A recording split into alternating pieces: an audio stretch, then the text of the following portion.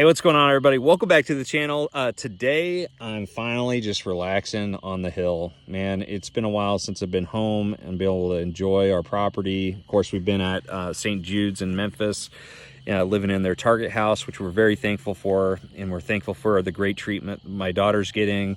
But it feels really good to come back home for a couple days. I wish I could mow, but it's actually pretty wet today, so can't do that. But anyways, I wanted to real quick answer a question from a viewer about how are my perceptions of bass habits? How have they changed since forward-facing sonar came out? Like, what are some of the things that I'm surprised by? I think James Barron 1202 is the person that asked that. So thank you for the question, first off. That is a great question because so much has changed. And obviously there's, this is not meant to be a controversial video at all. This is just meant as an observation or a video just kind of outlining my observations and some of the things that I'm surprised with over the last few years. And the biggest thing that forward-facing sonar like Lowrance Active Target has really unlocked is the fact that there are fish doing things where they're not relating to structure or a specific type of cover or anything. They're just kind of more of a pelagic group of bass that we've never targeted before. And that's what you're seeing with guys fishing the strolling techniques, the Mickey, the Ned Mickey, whatever you want to call it, those minnow jig head combinations where they're going out there and just hovering it above their heads.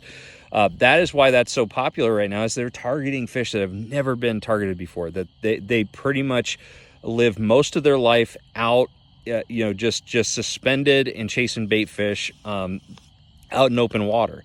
And that was a big surprise to me. I always knew that must happen because I've had instances out here on the Tennessee River when the current stops, the fish just disappear. Hundreds of fish will disappear off a ledge.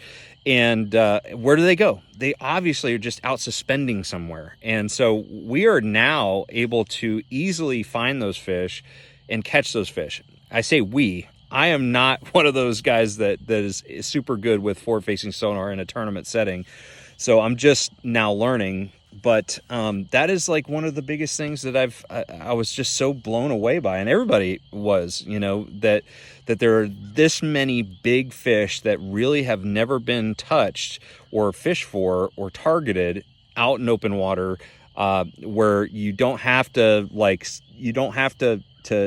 look at maps and find the subtle contours or the points, the pockets, the ledges, all those things, because these fish aren't relating to any of that. They're just out in the middle of nowhere. I actually had one instance before forward-facing sonar.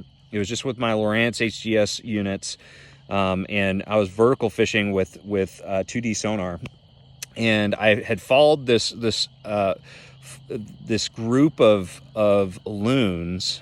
It was like November out here on Chick, and I'd followed them out there, and I saw that they were active. They were diving and doing all kinds of stuff, and I was like, man, I'm gonna go see what they're doing, if they're if there's bass out there. And out in the middle of nowhere, 25 foot of water, no structure, is just a big trench, a big open area with no like defined contours. There were big bass everywhere, and they were just feeding on all these schools of shad. And that was kind of like what we're experiencing now with forward-facing sonar, but we have the technology to be able to find those fish better, faster, and more efficiently. So it's it changed a lot of our ideas of what's going on. Another thing that really was a surprise to me when I first got forward-facing sonar, beginning the year at Sam Rayburn, my first year on the FLW tour, I put that trolling motor in the water and I panned around with my forward-facing sonar. I could not believe how many fish, the sheer biomass that was down there that was completely irrelevant for my fishing. Like, you could not get most of them to bite, right? but there were so many fish just living there, just meandering around, that I never would have thought would be there. I thought that there was just areas of lakes that if there was no structure or cover associated with it, there probably wasn't any fish living there, but that just was not the case.